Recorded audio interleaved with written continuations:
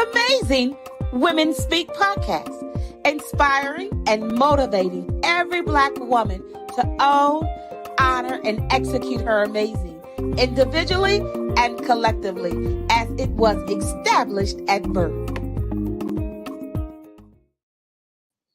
Good evening and happy Sunday. I am Crystal L. Gunn, and welcome to another episode of Amazing Women Speak. Now, while you're getting settled in for the show, do me a favor. I ask every Sunday, hit the share button and share Amazing Women Speak so your friends and followers can get in on this conversation. So lots of people say they want to elevate to that next level. But to get to the next level, you got to do some next level shit, right? And if you're unwilling, well, that's insanity, right? Doing the same thing and expecting something different.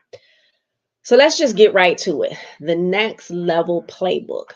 What got you here won't get you there. But let me bring in my BFF, Michele. Thank you so much for saying yes to Amazing Women Speak. As always, I thank you for being as dope as you are, for being my best friend, and for sharing your amazing with the world and curating these conversations only the way you can. Good evening. The best place to be on a Sunday evening. Always, it is my pleasure to join you in having these conversations where we elevate. Sole purpose of lifting women up and hearing voices from a power position that allows us to grow and elevate. So we're going to do this one more time tonight. You're going to hear from two amazing women. Kristen and I will chime in along the way, giving space to have this conversation, where we really understand that if we want to elevate, we can't keep doing the same thing. Can't have this conversation without introducing the two amazing women that are here to join us tonight. Talisa, come on in and introduce yourself. Hello, everybody. I am Talisa Cohen, the realtor who listens. I am licensed here in Michigan to practice real estate, and I do that in the southeastern Michigan region, as well as mentoring. I'm a mom, a soror, a community advocate. The list goes on, and an amazing woman. Welcome. Look forward to getting to know more about you and sharing your story as we dig into this conversation. But first, let's bring in Brandi. Brandi, come in and introduce yourself. Hi, my name is Brandi Vilo. I'm here in Louisiana. I'm a product owner in the corporate healthcare space. I'm also an ambassador for Brown Skin Brunchin. I'm a mom, I'm a friend, and I'm also an amazing woman. I love that. Wonderful, wonderful. We call this the fastest hour of your day. There is a lot to unpack in a short time to get there. Whatever stream that you are using, we invite you to become a part of this conversation. We love when our listeners drop their questions, their thoughts into the chat, and we certainly, as we can, make them a part of the conversation. So let's not let tonight be any different. This is a conversation you did not know you needed as we think about elevation and how we stop cheating the game and do the work that's necessary to watch ourselves grow. We launch into the deep again because we've got a short time to get there and a lot of information to unpack. So as I was thinking about this conversation this week, and the thing that kept bubbling up for me when we think about this playbook, what it took to get us here. And so I want us to always take a step back before we move forward. Brandi, I want to start this conversation with you. When we think about this conversation, how did you first cheat the grind?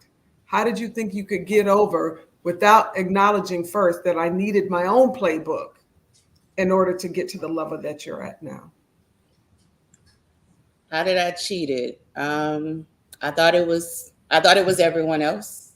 I didn't know my own power. Wow. So I cheated the grind by relying on everybody else to affirm me, to tell me I was amazing. And somewhere along the way, I realized that it was me, even though they were saying it. I had to find out that it was me doing the work. I had to find out it was God had gave me these talents. It wasn't, nobody had cooked it up for me. Nobody had wrote me a recipe for it.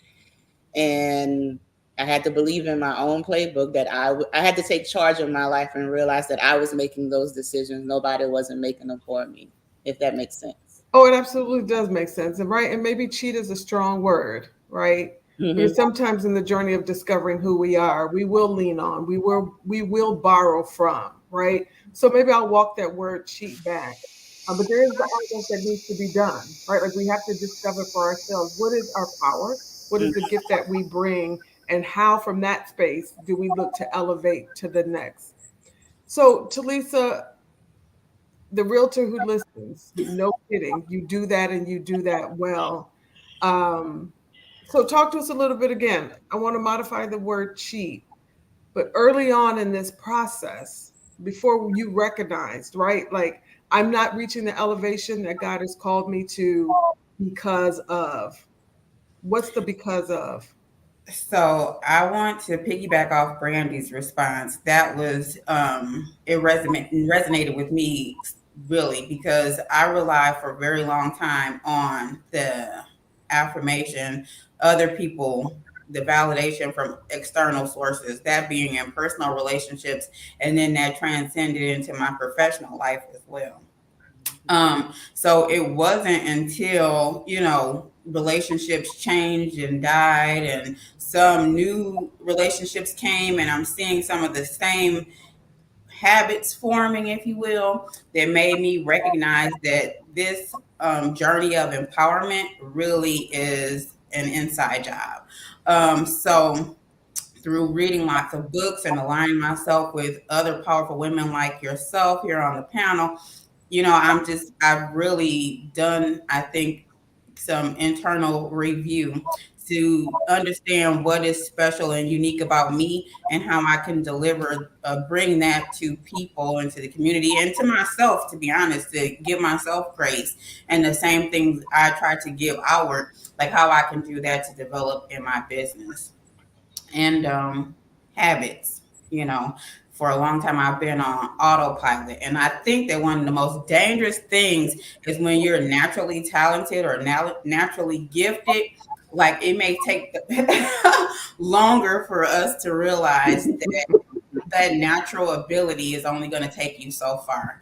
And then it's going to have to be where God puts you in positions where he exposes you like, okay, it's your time to elevate. And just like other people who may have to start training and learning earlier, now it's your turn. So I think I'm in that phase of life. Right. So like, did you recognize it? Right. Like, were you prepared for it when God put you in that position? Right. Like, and did you have to grab somebody else's playbook in order to do what you were being called to do in that moment? Like, talk to us a little bit about that. So I don't think that I grasped that concept until I had bumped my head so many times. But then, one thing I have to say is that I had to give glory to God that I was given these chances to start over time and time again. But it's like, okay, I don't want to continue to be in the practice of starting over. So let me recognize where I am, first of all, and where I need to grow and evolve. And identifying my dream. So Crystal actually challenged many of us to sit Not and write surprised. down, challenged us to sit down and write. You didn't have any boundaries, that there were no limits, no obstacles. Like, what would be your ideal life?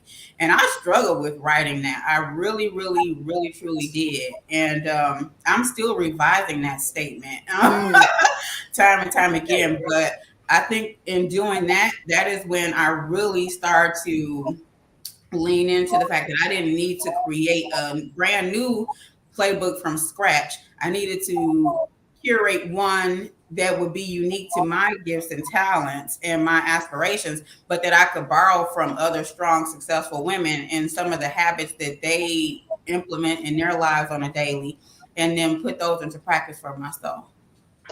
Talisa, I got a question because you brought that up. And I remember sitting in a room like the next week or something after I had like given out that assignment. And you said, as you were writing, there was this voice in your head that said, what makes you think you can do this? Yeah. And it kind of stopped you from writing.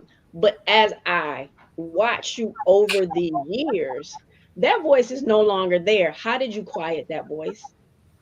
Um, I think it was just really a voice that, I kept coming back to, where it's like, even if you think that you can't, like, what makes this different than anything else? Like, what's the worst thing that could happen if you get out there and try? Like, it's either A, going to be successful, or B, you're going to find out, more in depth what your strengths and weaknesses are, and then you can build on that. And also, I will say that having really start to appreciate the village that I have, my family, and the organizations that I belong to, and the people in the community that support me. That really has helped out tremendously as well, because I'm like, even if I do fail, I'm not alone. So like, where is the fear in trying? Right. Like, and I lost that feeling of anxiety, and then start also leaning into, what we call failure, or maybe not immediate success, and started leaning into that, because I'm like, these are lessons. Like, I can, like, Right. one of the things that we do in real estate is cold call some of us. And I used to be terrified to get on that phone and pick it up and start talking to people about the business that I am in and the services that I provide and how I can help them. And yes, you pick up that phone and you get tons of hangups, or you get tons of attitude. But what I learned was how to have the conversation more confidently, because I really truly believe in what I'm saying. So this is not a fraud, for one thing. I believe in what I'm saying. And then so often someone is receptive to what I'm saying. So, I apply that practice just overall. Lean into the difficult times, because it just helps you build and become stronger. Yeah, somewhere along the way, right? Especially as Black women, we've been socialized to believe that failure is not an option. You can't recognize success if you have not experienced some failure, right? So if we write that into the plan, we also know what to do when we can recognize it when it's coming, and we know what to do to get through to the other side. We need to stop buying what society is selling around how Black women need to move in order to be successful. Yeah. Brandy, when did you discover that the playbook that you had was no longer serving the purpose that you had been called to? When I hit rock bottom, Mm, I hit rock bottom and I found a therapist, and I started learning all these things about myself, and I realized I was living other people's life, like mm, what other people wanted for my life. I was a serial people pleaser, so I was living the life that I was told to live by family, parents, friends, and so very grateful to my therapist, because she made me strip away the titles and strip away all the titles that I had of all these roles. And then I had to face Brandi. And then I realized that playbook was for everybody else. It wasn't a Brandi's playbook. So I had to do the work for Brandi. I'll say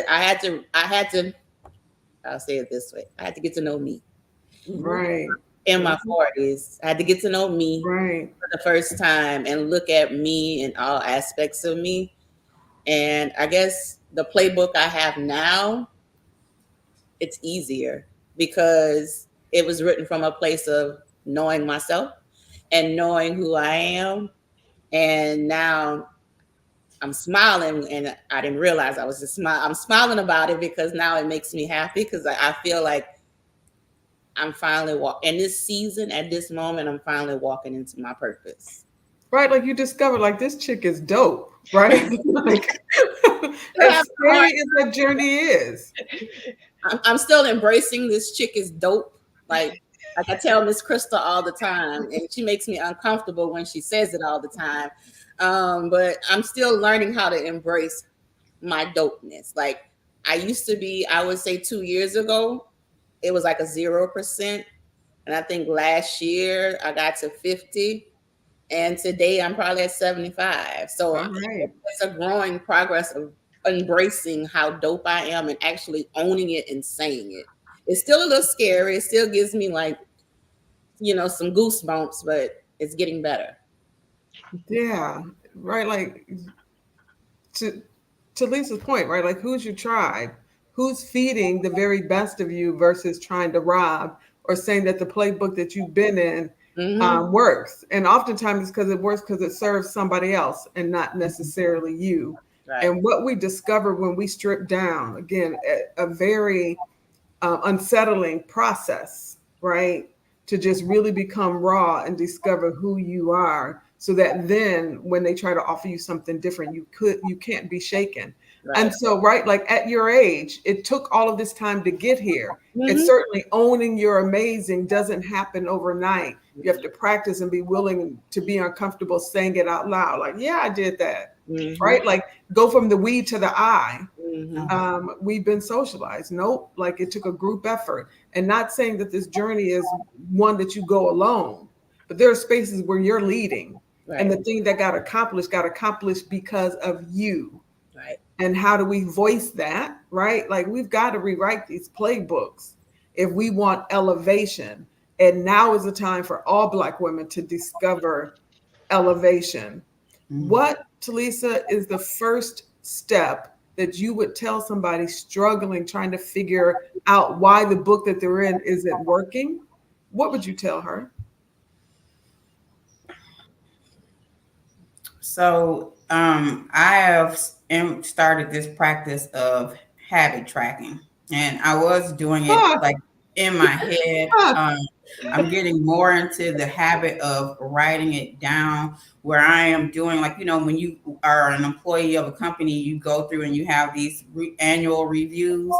So I think I'm probably on a daily review right now, because I'm like on probation. I'm that employee that has been written up, and I am on probation. So I have to check in with my boss every day. And so I meditate, I pray, but I'm also looking at, okay, what did I say I wanted to accomplish today or yesterday? And what were the activities that I participated in today or yesterday? And how close did I get to those goals? And so, what I found actually is that practice has also helped me to find Talisa, to get in a line with who I really am. Because to Brandi's point, like some of the things that I was chasing after were so that I could please people, or so that I could be, the version of whoever Talisa, like everybody thought I was. So it's like, that's just not working for me. And I can't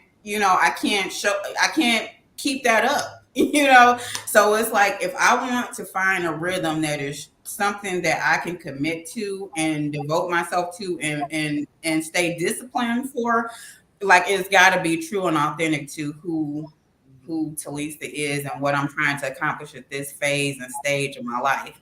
So watching my habits and what I'm doing every day, and it's like, if I'm not seeing the results, I have to take accountability to say, well, you didn't show up for yourself this week. So, this week coming up, you probably want to show up different. I love that. Right? Like Crystal teed up at the beginning of this conversation, you can't keep doing the same thing expecting a different result, right? Like, and when you do that, you lie to yourself. And that's the absolute worst thing. Lie to others, but never lie to yourself. You've got to be true and authentic. And it's hard. It is absolutely hard. So we've also walked around this world and we have bought into the fake it till you make it phenom, right? Imposter syndrome phenom, right? Like it's alive and it's well. Brandi, do we have fake it till you make it moments that you look back on and be like, right? Like, again, that playbook, that strategy wasn't going to get me to elevation. Oh, absolutely. Fake it till you make it. I used to pride myself in saying I'm gonna fake it till I make it. I think that was a lot of my ego. Because I had this process that I had something to prove, and the people I was trying to prove it to didn't matter. They, like, in the grand scheme of things, they really didn't matter. So I used to tell people, I'm gonna fake it till I make it, especially being in a corporate space with a whole bunch of people that don't look like me. I had imposter syndrome. So even though I knew I was smarter, I worked harder than most of those people that I was trying to impress, I still didn't feel like I belonged. And every day I told myself, okay, I'm gonna fake it till I make it. Like I'm supposed to be at this table, not realizing they was looking at me at the table because I was the one making the decisions, but I couldn't see that for myself. So I thought I was faking it, and looking back at it, like you said, we're in those tables leading. We're having those conversations. We're the ones making those decisions. But here in my head, I thought, I'm faking it till I make it. Girl, you hadn't made it. You just didn't realize that. Oh, wow. Right? Like that's the thing. That's the thing, right? Like you don't recognize when you've made it when you keep doing that fake it thing. And then there's the other piece of that. And Crystal, having walked away from corporate, really would love to hear your intake on this as well. Right? Like white men apply for the things with no knowledge of how to do it. I'll figure it out in the moment, right? And so sometimes there's a benefit of showing up in that way in order to get ahead, in order to be in the room, in order to begin to redefine and rewrite that playbook. Of course, when you were sitting in those spaces, right? Like what's going on in your head? What's the conversation that you're having with self? Recognizing that they got into many of the rooms. Like you said, Brandi, you knew more than some of those folks sitting there, but they will, with all full privilege, walk in like they have every right to this thing while we're in the room just like chasing perfection before we even open our mouth. I think that's part of the game, and recognizing the bullshit that goes along with that, right? We talk about that bullshit bar and recognizing it and seeing it and not owning that bullshit and not saying this person got this position and they are way underqualified, but not letting that rub off on you to make sure or to make you think that, okay, well, maybe I don't deserve it. No, you do, right? You're just caught up in this bullshit and you just didn't get you just didn't get it because someone else got it. Like it really doesn't have anything to do with you and your ability. Now, you also, though, in that process need to check yourself, though, to make sure that, right, it wasn't you. You know what I mean? Because then that's that other side of the coin, too, thinking that, you know, I should have something, but I did not level up in order to be able to get the thing. But I also think going back to the fake it till I make it, words are so powerful when we talk about it all the time on this show.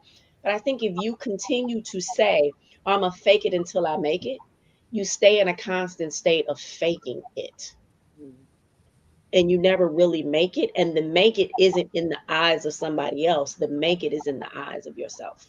Yeah, I think because you don't even get to recognize what the it is if you're faking it for so long. You're so busy trying to imitate what you're seeing that it's like, I don't really know what I'm doing. But, you know, kind of like when you get out there and do the hustle or the line stuff, it's like, I really don't know this, but I'm watching everybody else's Great feet. analogy. Yeah. That's why I stay on the sidelines for that one, though. So, Talisa, through some of this. Oh, go ahead.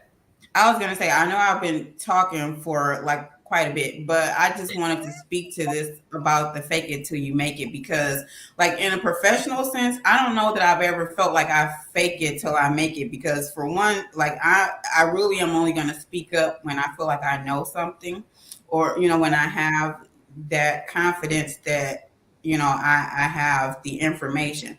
So, but from an emotional standpoint, like I definitely have faked it till I made it, so to speak, which I think spills over into the professional realm, because, you know, we fake that we're okay. We fake that, you know, we can keep, and Crystal will probably get on me about this, but we fake that, you know, like we don't get tired or we don't get weary or we don't need people.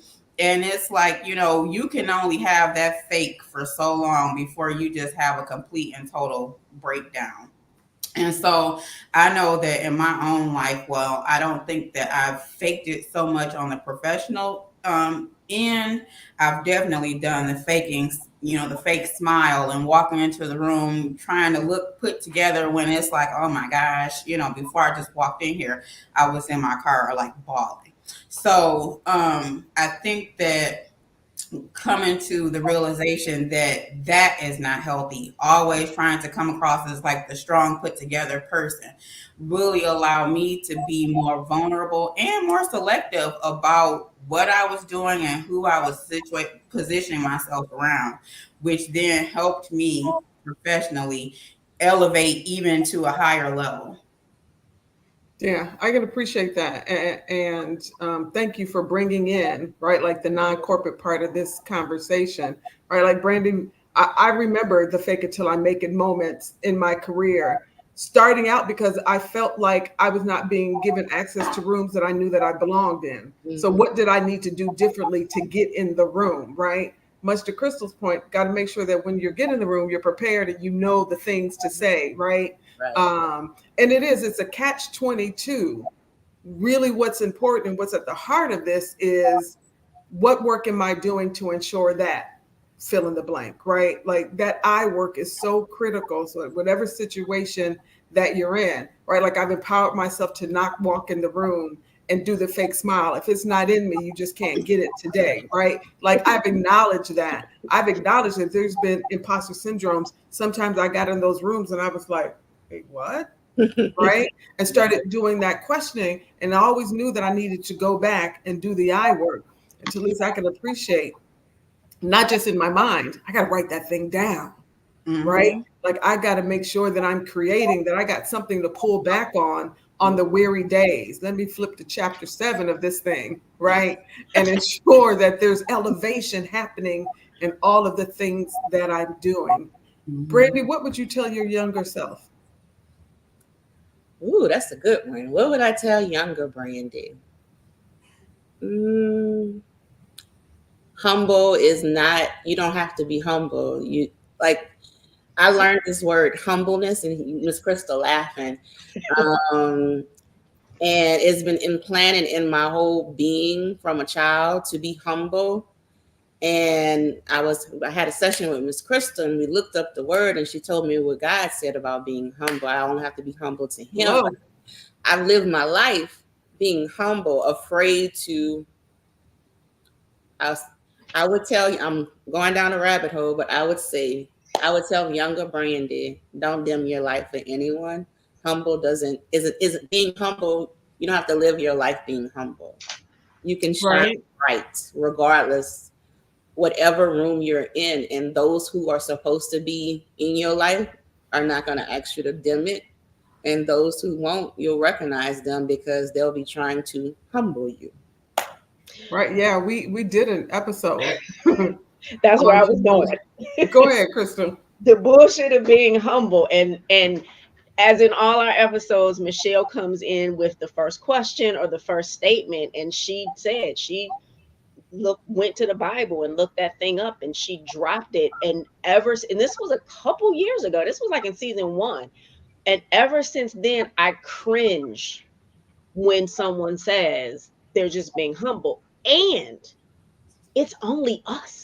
Like there's not another Correct. nationality that says they're being humble. It's just us. It's that bullshit that we've been conditioned to do. Mm-hmm. Yeah, you will reap the benefits of me being humble to God, Mm-hmm. right? Correct. But Right. I don't have to enter space, right? Like and try to create a path to be humble so that you feel uncomfortable. If you feel comfortable, be uncomfortable all you want. Like that's your work, right? Right. You will reap the benefit of my humility to God a lot. You will receive that. And you go thank Him for that because what I'm not doing in this space, right? And again, that's really where we have to rewrite this thing because the book that society has handed us is going to keep us on first base. It's going to keep us at home plate, right? Like they don't even Right. let We us ain't even getting get first anything place. to get on first base. Yeah. Right? Like, yeah, we really do. Talisa, what would you tell your younger self? Have purpose, assign purpose to everything that you're doing. I found myself doing so many different things and not really knowing why I was doing it or how it was going to, feed into the larger purpose. So that's what I would tell myself. I mean, because I think that even from the way, now I kind of had that thought when I knew what high school I wanted to go to, but that was probably as far as I took it. What high school did you go to? Okay. Yeah. You know. um, but when it came to selecting a college, I really, I did not know, what the purpose was for all these different things that I was doing. So being on the other side of that activity and being a mother who has had tons of experiences that I try to, lend to my children, I'm like, even if you don't do it perfect, there's lessons, even if you stumble, but just make sure that what you're doing every day, the way that you're spending your time, has a purpose. And you can build in relaxation time, because we all need that R&R. But for all the other activities, try to mix them in with more high impact activities than low impact activity. and and just always be moving towards something, so that at the end of the day, you don't just feel like I'm depleted, but where have I gone? Right. And what have I done? Yeah. Yeah. Accountability. I think you mentioned it earlier, right? Like Mhm. that self accountability is a game changer. And I really like, again, that daily check in. What did I Mhm. do? What did I spend my time doing that didn't allow me to get to that thing that I had purpose for myself for that day, and Yeah. build some accountability and make a commitment, right? Like another thing we talk about on this show is give yourself some grace, right? Like this crap is hard. Oh yeah. Life is hard, and 10 times harder if you're a Black woman. It's hard. Moving pieces, things are coming at us always, and all ways, always. Mhm. And right, like to have the ready strategy is unrealistic. You got to give yourself some grace. Get back up and get back on that thing that you've been purposed to do, and make sure that it has been purposed for you. Woo, and, child, say it and more. and use it all too. So like, as a Black woman, having grown up like and being raised in like a disenfranchised community, and coming through life and having some success and stepping into a different realm where I'm achieving certain levels of success and being introduced to things in corporate and learning things at the college level.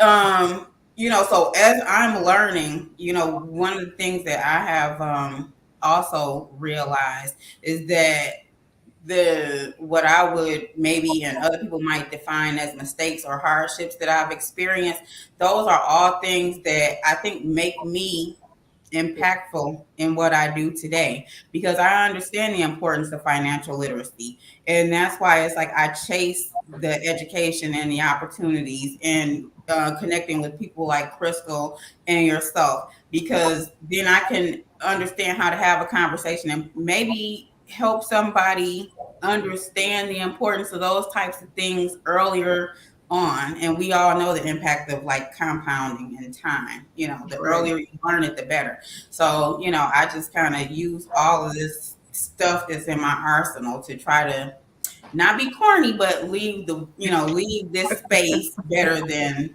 I found it, kind of thing. I, I would want to add and piggyback on that thing. What would I tell my younger self? Always be true to yourself, right? Mm, And some people need to start that today, but always be true to yourself, because you will figure some things out. You will miss some potholes along the road if you stay true to who you are and who God has positioned you to be. Oh, damn. All right. So, Brady, I'm gonna give you 15 seconds to sit on this one. So at least you'll have a little more time. Um, it's 2028, and Mhm. Brandi is releasing her playbook. What's the title? Her renaissance. Come on, unpack that for us. Um, I called last year my phase one of my renaissance. I was working on Brandi, and I sought out help. That's how I got connected to Miss Crystal. And there was some things I wanted to accomplish. So I knew for so long, I thought Brandi could do it all. And I realized that year Brandi couldn't do it all. So I had to go through this transformation and look at some of the things that were going on in my life. And I wanted to work on some things. So I sought out help in a multitude of areas. I got a new therapist. I started my financial planning. I joined Brown Skin Brunching, and I wanted an overhaul. So that first chapter of my playbook will be all the steps that I took to get to who I am today. An older version of Brandi, and she kind of kicked in today, would not be on this platform talking with you guys, and would not have been comfortable sharing her story.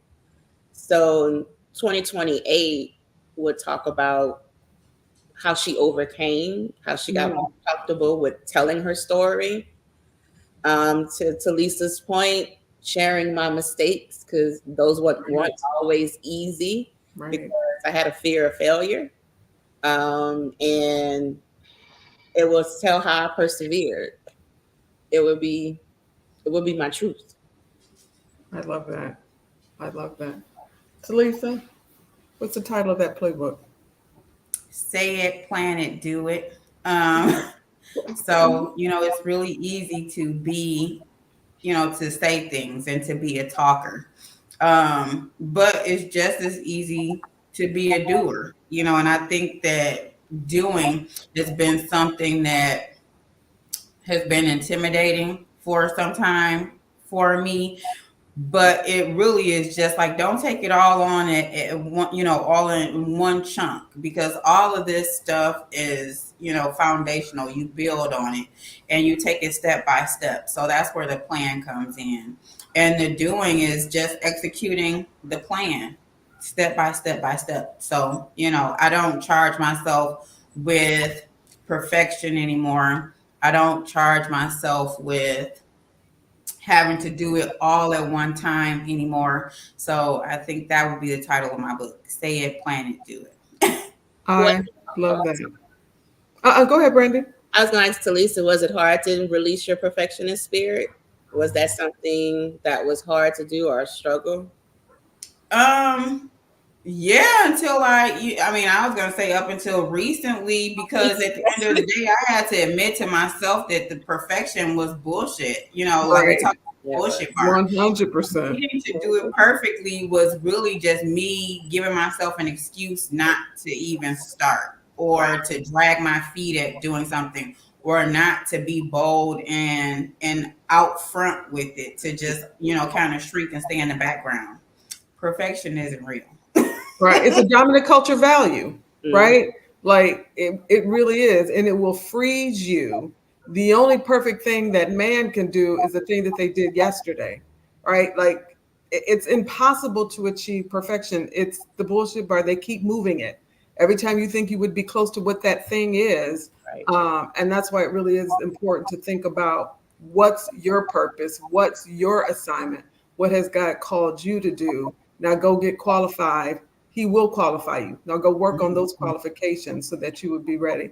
Crystal, what's yours? Embrace the journey. Embrace the journey with grace. You're going to fall. And I think it goes back to perception. We have this word of failing. Someone's being a failure. You're not failing. You're figuring it out. You're learning, right? And so if you look at it as I'm figuring it out, I'm learning the lesson, it continues to help with the elevation. So, but embracing the journey, and I say it's the small steps. It's one, you can't stand at the landing and jump to, the 10th step. You have to start and you have to take this thing step by step. But the journey is where the magic is. Right. Absolutely. It's not the destination. Yeah, it's the journey. Absolutely. Brandi, tell us about the brunch. Brown Skin Brunching is where women come together. We have chapters all over the world where women come together monthly. And it's women, they could be transplants, they could be new to the city. looking for friends, because adult relationships are not always easy, and making friends at a certain age, that's a whole so women come to brunch, and we a random restaurant in your local city to where we can sit down and have conversations and make friends. I started with Brown Skin Brunching in 2022, and we're going on 2 years in November. And I have made so many amazing relationships and friendships just by attending a brunch, becoming that ambassador. And it's just a place where Black women can come and make a friend, talk about, find people that they connect with spiritually, mentally, and just want to have fun with. We did everything from went to see Beyonce till we went to church one Sunday. I mean, it's just a gamut of women of different ages. My daughter's 22. She comes to brunch. And our oldest lady in our Baton Rouge chapter is 70. And she comes to brunch. And all of us come together and just have brunch and have amazing cocktails. And well, we eat too, but the cocktails are amazing too. I love it, right? Like every time we have this conversation, we write another page where we're changing the narrative about Black women not being able to elevate one another. And that's really exciting to hear, right? Like brunch became this phenom, and why not take advantage of this thing, right? Like as a Black community, we have always gathered around food in some kind of way. It's in our culture. It's now become a part of our DNA. And to be able to come together and elevate and uplift one another. I'm grateful every time I hear that conversation, because again, the narrative about us, absolutely, it's so different than the reality of us in so many spaces. It's weird that a lot of ladies, when they come, they're so shocked, because to your point, they don't expect it to be warm and welcoming and inviting, and that it's fun, and again, no drama. So it's a true statement. I see the surprise, or they telling me, I'm surprised it was so nice, or everybody's so welcoming, so positive. Yeah, it's unfortunate, and it is our reality, and we're changing the story. We truly are. Talisa, why real estate? Why real estate? So it just fit into my passion for. I worked for a financial services company for many years, and there were opportunities that I feel like I missed out on because I wasn't in the know. I didn't have exposure earlier on to like terms and money mechanisms.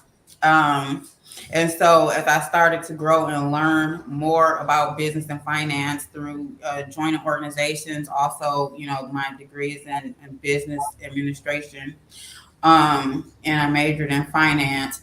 And what led me there was I was just impressed by the guys who had the Porsche Club at the investment bankers. They had the Porsche Club at the office. So, I kind of wanted to introduce myself to a new life.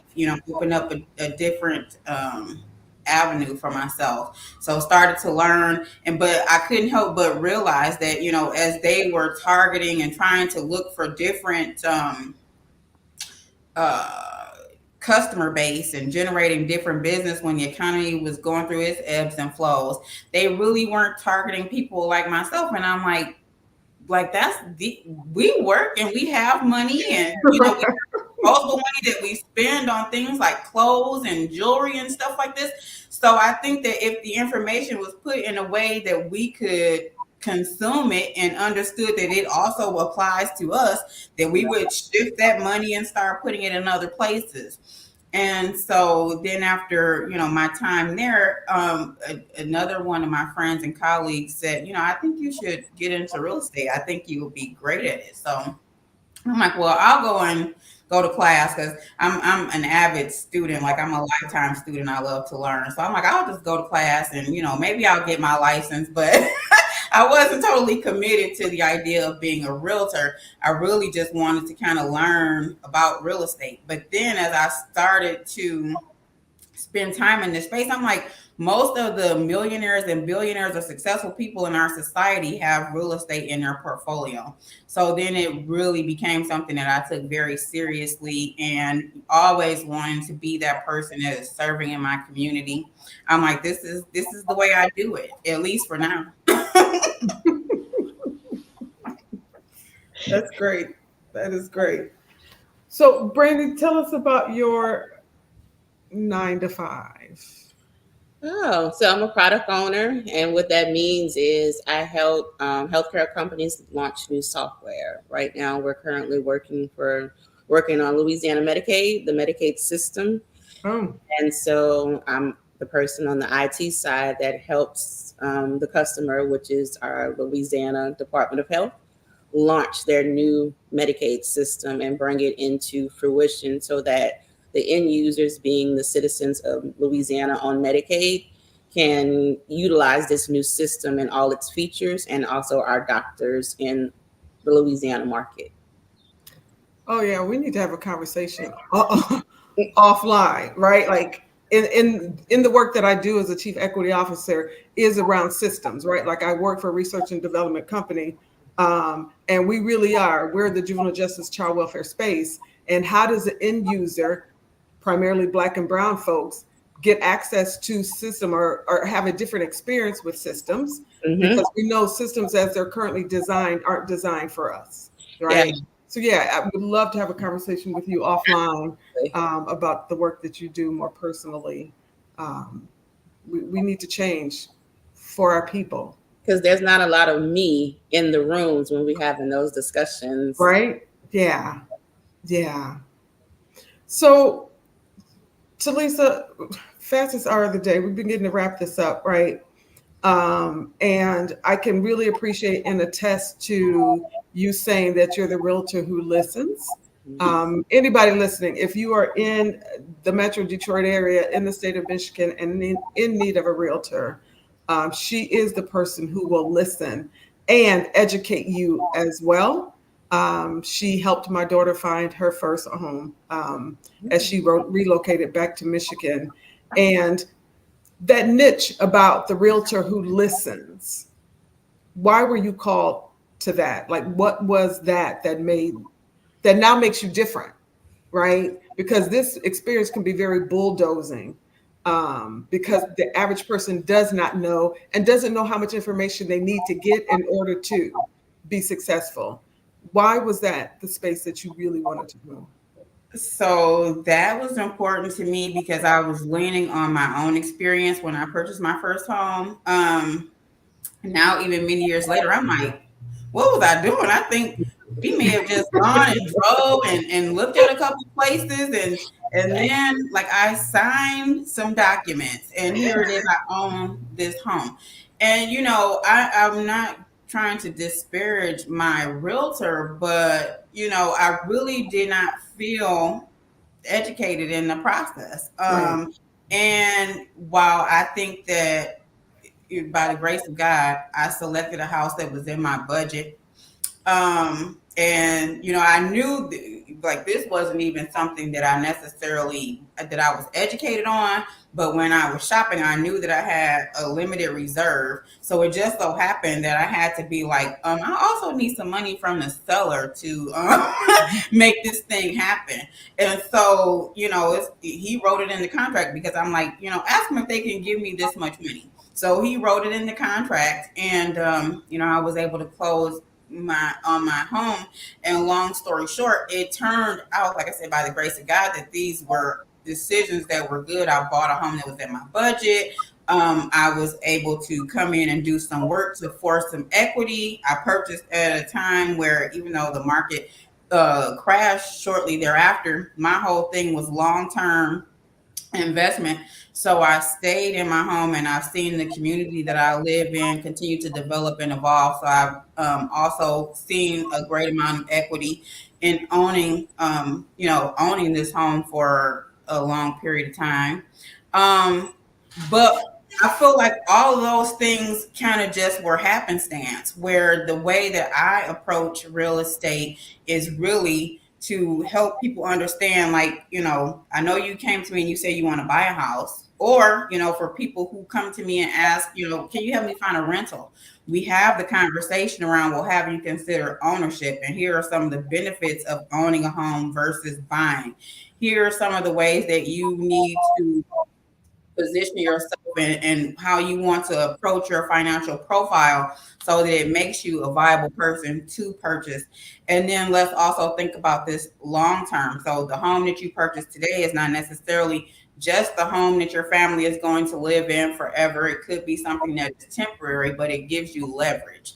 And so all of these types of things, I'm introducing vocabulary, I'm introducing concept in a more holistic thinking about real estate, but I'm also listening to my clients when we have our consultations and throughout the entire process so that I can get a fair assessment of where they are. What's your level of understanding? Are you the first person to purchase a home in your family kind of thing?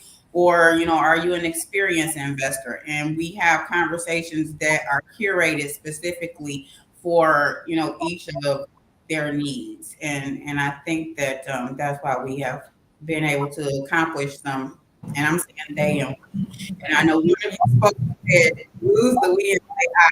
And I believe that's why I've been able to find some success and why I have been able to get that referral business and why my clients have, they're faithful. Like they call me, a year or two after they own property. Talisa, I want to do this. We kind of talked about this during the home buying process. Now I'm in that phase and I'm ready to, turn this one into a rental and buy my next home and elevate to, the next level. Like what are my steps? And I love that. Wonderful and very accurate. Thank you for the gift that you bring, especially to our community, where you're patient enough to hear and educate and elevate, right? Like this whole conversation today has been about the playbook and how do we rewrite it to elevation is on the other end. And if you are in chapter 4 and you feel stuck, there may be a reason, right? Like don't elevate too quickly. Be willing to sit in that space for growth and development and make sure that you have a crystal in your life who's going to check in, right? Like we're not staying in chapter 4. What we doing? What are we doing? Right? You sound just like her. What we doing? Right? Make sure that that's a part of your conversation, right? Like it goes back to the tribe. Make sure that you surround yourself with folks who want to see you elevate and are going to help you figure out how do you pick up this pen and keep going when all of the things feel like they're working against you. I thank you both for sharing your stories tonight and really being vulnerable enough to know that the book that we were in was not the final chapter. I just had to figure out that there was another chapter yet to be written, and that elevation stays on your mind, not only for yourself, but for the ways in which you service your community and the multiple spaces in which you work. So very grateful to have been a part of this conversation. Crystal. I appreciate the authenticity and telling your story because often it's not easy to tell the part of our lives that aren't pretty, right? Absolutely. But that's where we learn. That's becomes so freeing because it's like it's like Eminem in the 8 Mile movie, where he's now in this cipher and he just tells all of his business so that the other rapper has nothing to come at him with, right?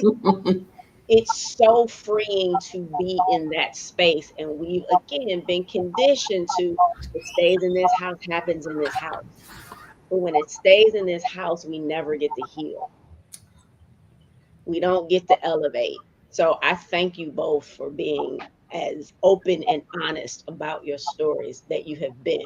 Talisa, I've known you now for, when I did the math, it was quite a few more years than I had originally thought, right? But, and I tell you all of the time, to see your elevation over these last, I don't know, 6, 7, 8 years is incredible. And I often say to you, like, I'm inspired because of all of the things that you do. plus what you do with your children. Like, I get tired just watching how you have, 7 events in one day. Like, I don't know how you do that. And then Brandi, pretty new to my life, but watching the steps and the elevation and the learning you and releasing the things that no longer serve you has been tremendous. And I applaud you for the work that you said you wanted to do and the work that you've actually done. Because sometimes people say, "Oh, I want to do this," and then they don't do the thing. So I just absolutely applaud both of you. I think you're dope and amazing. Thank you. Yeah. And so I'm Crystal L. Gunn. I am a Black woman, and I continue to own my amazing. Yes, you do. So very grateful again, Crystal, as I said at the top of the hour, to share this platform with you as we continue to have amazing Black women. I'm so very grateful that you remain obedient to the call that God put on your life, that you understood your purpose, you understood your assignment, and you continue to live into it in ways that blesses women who have yet to be in a physical space with you. Thank you for instructing us all how to write the playbook that's going to get us to the place that we don't even know that we are yet to be in. Thank you for your gift. Thank you for your friendship. Thank you for being the amazing woman that you are. This has been an amazing conversation for me, always growing and learning. When you think that there's not yet another level, I have another conversation where I recognize that elevation is still the thing. And that I get to continue to grow and learn just by sitting in spaces with women like you. So thank you again both for sharing your gift. I got better if no one else did. Another gem, another tool in my toolbox that I get to pull on when I need to figure out what's the next chapter. So thank you both. My name is Michele Harper. I am a Black woman. And without apology, I continue to own my amazing Brandi. Thank you. Thank you both. This has been amazing, and y'all made it a safe environment for us to be open, and I appreciate that. And Miss Crystal, even though you pull in pride, Lord, and you don't let up. I told you my goals, and you don't let up. But I appreciate you, and I thank you for pulling me out of a comfort zone. And Miss Michele, I look forward to getting to know you. And Talisa, you rock. So my name is Brandi Vilo. I'm a Black woman, and I will be amazing unapologetically. Yes, yes. Talisa, bring us on home. So yes, like Brandi, I would like to thank you for creating this platform and this space. I want to thank all of you for being your authentic selves. It's amazing when you get to come into a space and see yourself in women who you admire, who I admire, who are pivotal, and you can just tell that they are just staples in the community that help us all elevate. And it's like when I can see a reflection or parts of myself in women like you who I respect, it really just helps me dig in even further. And it's like after this conversation, it's been really cathartic to know that it's okay to be me. It's more than okay to be me. It's actually a wonderful thing because I have a place and a space and a voice. And I am Talisa Cohen, and I own my amazing. I absolutely love it. We talk about owning our amazing. And there's something that truly, when you're walking in your purpose, every week Michele says that and talks about me being obedient and walking in that purpose. And every week, it's like every single time I tear up, but because it's such an incredible place to be in, right? And so my challenge to everybody is just walk in your purpose. I promise you, it's not easy. Let me be clear. It is not easy. However, it's so worth it. Like, and when you truly do it and you are authentic with it, there's nothing else that you would rather do. I mean, nothing else that you would rather do. So I thank you. And part of Amazing Women Speak is getting people to recognize their dopeness and just how amazing they are, and to truly and unapologetically walk in their amazing, to own, honor, and execute it. And I think today we did it a little more in helping people to be able to do that.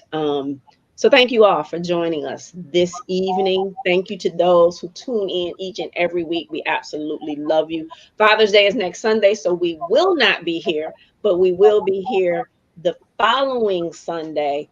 Um, hmm, and our topic will be the independent Black woman, empowering emblem or unseen burden. It should be a great discussion. Thank you so much for joining us, and we will see you in 2 weeks. Bye. Bye. Bye.